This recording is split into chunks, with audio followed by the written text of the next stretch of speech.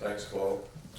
Looking forward to those two visits. Those are always great events. I can remember doing those events as a player here before we played in Atlanta. So I know our players will be looking forward to it as well.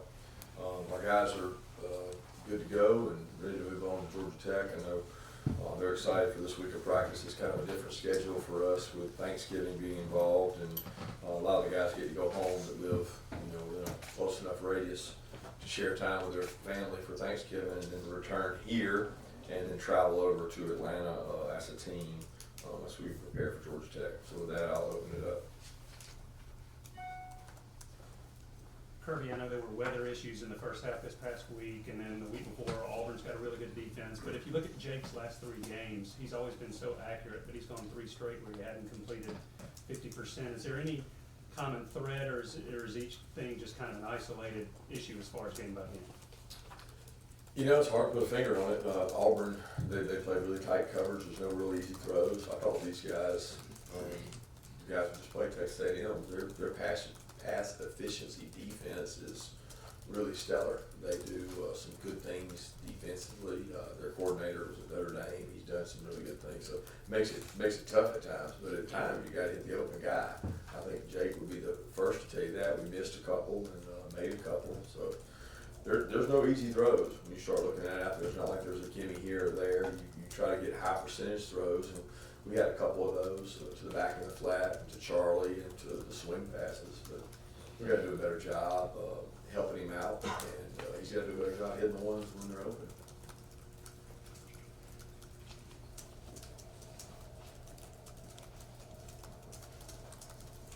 Kirby, as you look at Tech and tape from this year, have you seen them progress as the year's gone on, as they get more comfortable with the system? Yeah, I think their offense has grown, and they got better and better from the beginning of the year towards the end of the year. It's like 2 different teams. I think they're learning a new system, and anytime you're learning a new system, you have growing pains, and you push through those. Their quarterback's done a tremendous job. We know him well, recruited him out of high school. James has been extremely athletic, and he got better throwing the ball. He threw the ball with a lot of confidence Thursday night, and their team's growing. Kirby, to follow up on Jake, I just wondered, is his arm health okay? And I know with as many throws as they throw all year long, and him trying to get timing down with receivers and that kind of stuff, is his arm healthy? Yeah, his arm's fine. What's different preparing for Georgia Tech without the triple option? I mean, I know it was kind of a all-consuming thing for this week usually. Yeah, they still have a lot of elements of the option. So obviously, when I say a lot, I don't mean as much as what they had previously, because they were all in when they were triple option. They have elements of the triple. They still, you can't just flip it over and just go completely to a 9 when that's what your roster's made of. So they have dive, pitch keys, they have reads, they have perimeter runs, inside runs. They've got elements of the option. So it is different from a perspective of not having to do everything we used to do, which was completely different. So we're 100% different defense. It might be 50% difference now with some of the things they're doing.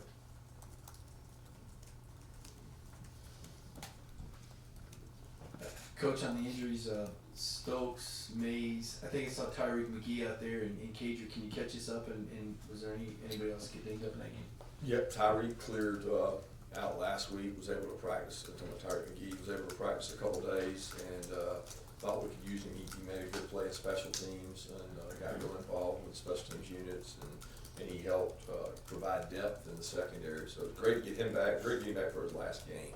He's a kid who has had a lot of injuries and has been in and out of the roster. Cade was, just like we said last week, was cleared to go, was going to be able to go if we needed him to.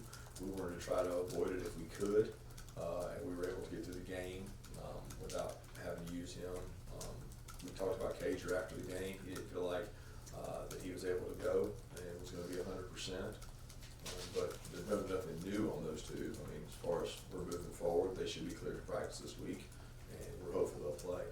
So there's another one, right? Stokes. Yeah, Stokes got dinged in the game. I think it was on the offensive pass interference play where he and the receiver kind of ran together, and he took a jolt. But we think he's going to be fine. I think he'll be fine to go today. Did Cade go special teams? He was listed. Yeah, on he one of did, those. I think he did the PAT field goal team.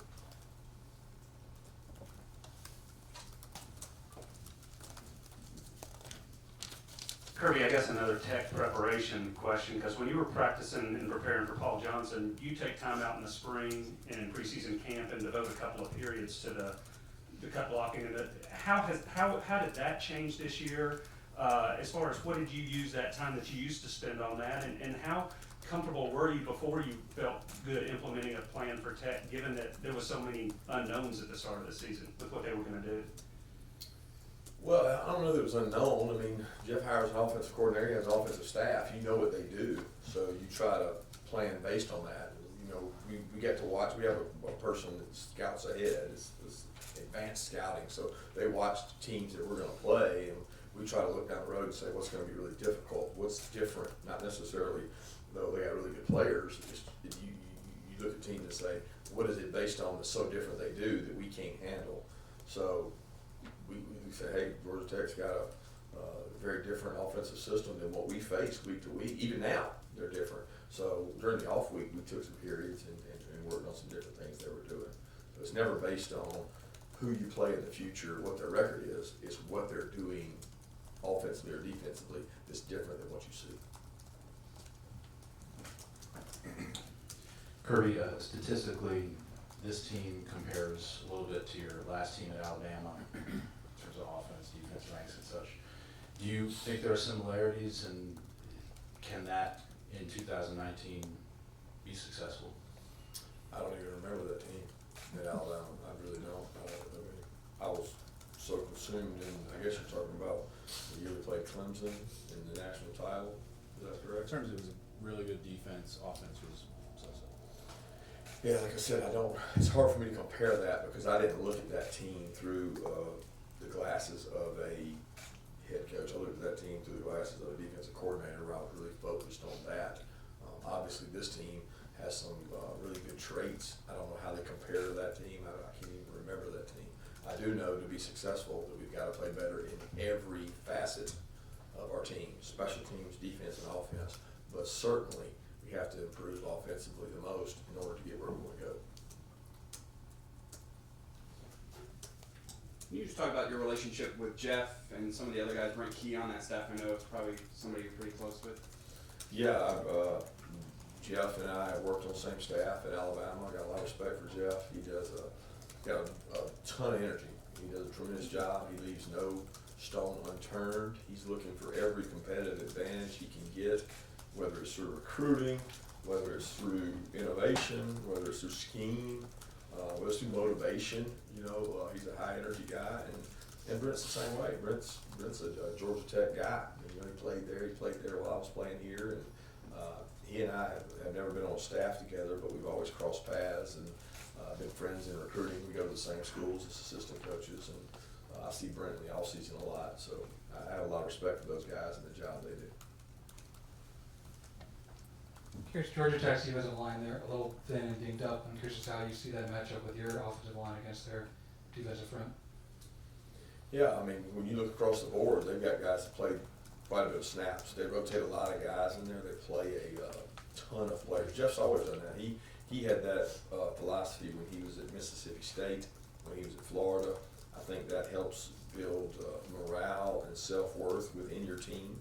You have more kids bought into the organization when they know they're going to get an opportunity to contribute. So they play a lot of guys, and they move, and they got athletic guys up there. So, I mean, we got to worry about ourselves more than we got to worry about Tech, and that's the case every week. You have to get better at you, and it's not really about the other team, and that's what we focus on, regardless of who we're playing. With you guys adding more marquee non-conference games going forward, do you wonder what kind of effect that sort of has on the significance of this game? With it being, you know, typically the big Power 5 non-conference game of the season.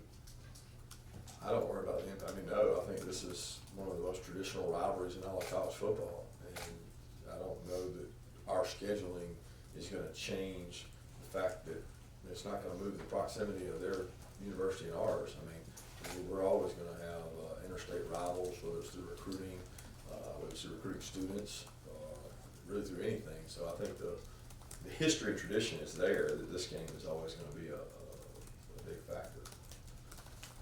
Kirby, you touched on that a little bit right there. I was gonna ask you about just the rivalry, Georgia Tech. Where do you think it fits into the grand scheme of things and your memories of it?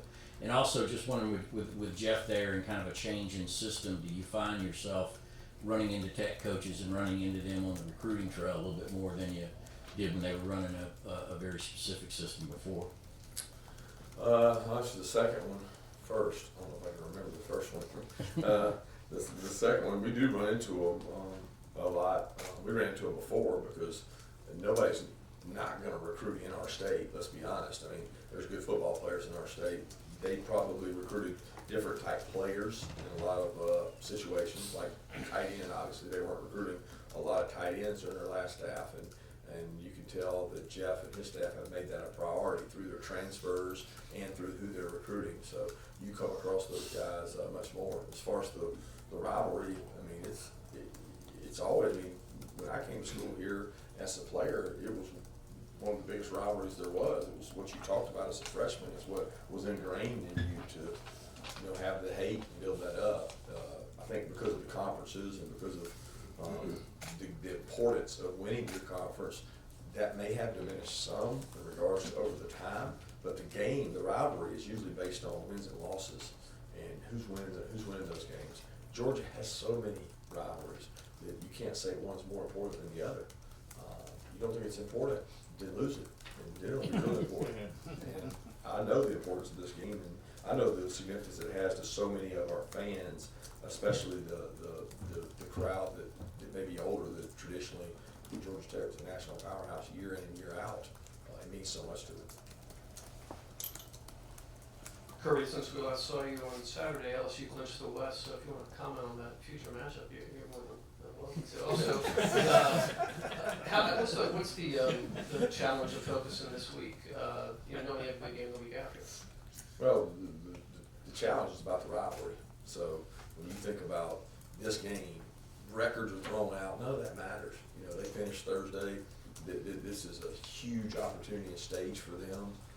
We acknowledge that. A lot of our kids will be playing in front of their home crowd, where they're from, their community, because of so many kids being from the Atlanta area. So that's the focus and that's the concentration. And our guys understand that. We got a mature team, and we said the other day that the most important step is the next step. Georgia Tech's the next step. And they've got a football team that's peaking at the right time, played a really good game Thursday night. So we got to go out and play a good football game. Kirby, as you get later in the season, and you go through the wear and tear of all this, is there anything extra y'all do as a team to help with injury prevention and rehabilitation? Yeah, I mean, we drive recovery home. Recovery is so critical to your soft tissue muscles, and part of recovery is rest. So we talk about sleep, making sure you get proper sleep, extra treatment. We cut time out of practice, whether it's 5 minutes, 10 minutes, 15 minutes, that you hate doing as a coach, but you're trying to get return on investment and say, okay, you got to spend this time in the cold tub, you got to spend this time in the training room, instead of walking through on Friday and going straight to dinner. We took 20 more minutes and got everybody some extra recovery, because you think that can be the difference at the end of the year. If you're out recovering a team, then you've got an opportunity to have a competitive advantage. I'm trying that. Going back over to the history of the rivalry and everything, do you remember anything from your experiences playing Georgia Tech? I mean, if I see it correctly, you won 3 and lost 1. Yeah, the memory I have is probably the worst. It's like what you always do. You don't remember the positive sometimes. You remember the bad. It was my last home game at Sanford Stadium, and lost on a game-winning field goal. Joe Hamilton's drive, so that was my last memory of Sanford Stadium. Thank God I got into coaching, so I got to fix that. But otherwise, that would have been the last time that I was in there, and that was a tough loss. That Georgia had won at that time. I think maybe 3 or 4. I'm not sure how many in a row they had won, and our senior class lost it to a well-coached, really good football team.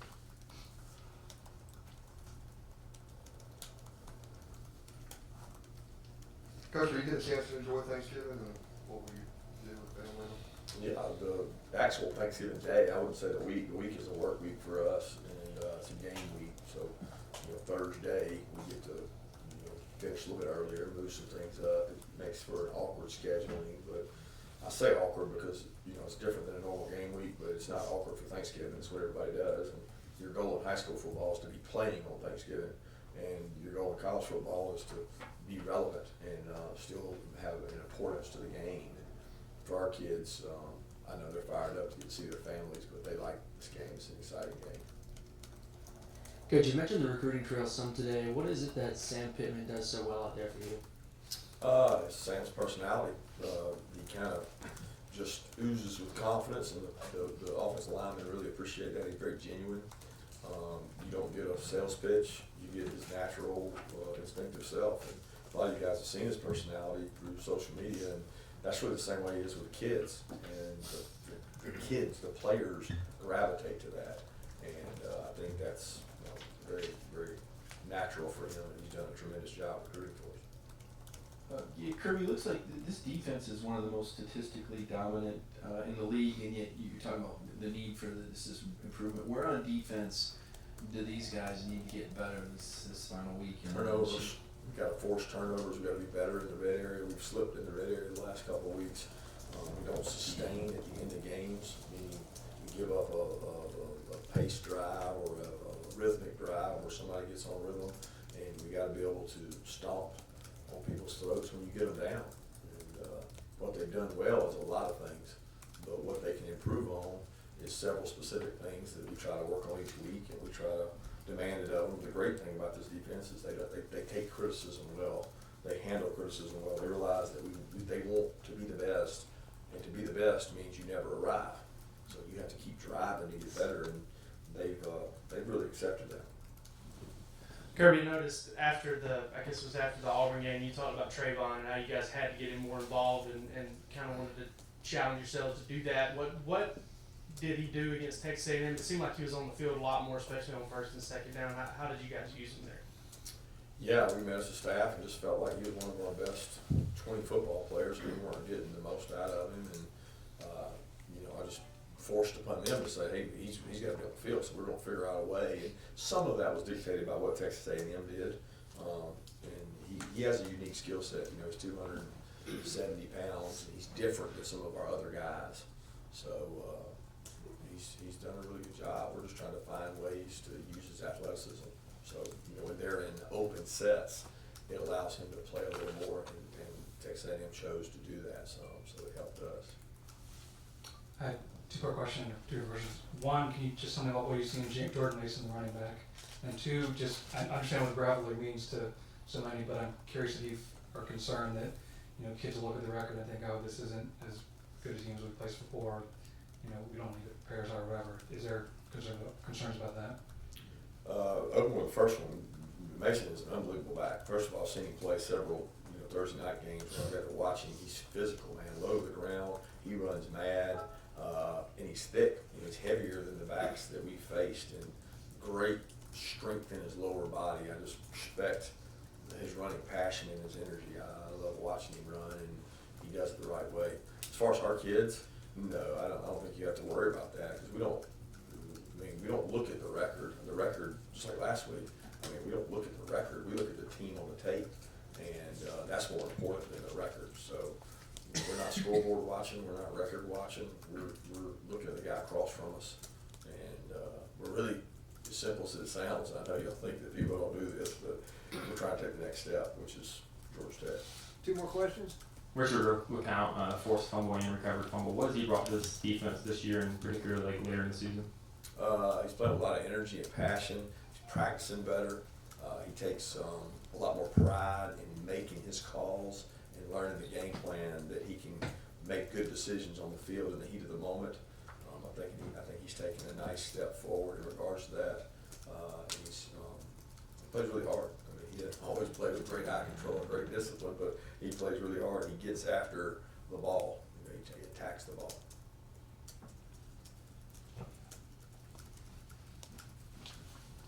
How encouraged are you by some of the returns you've had recently, and any reasons that them coming together at the same time?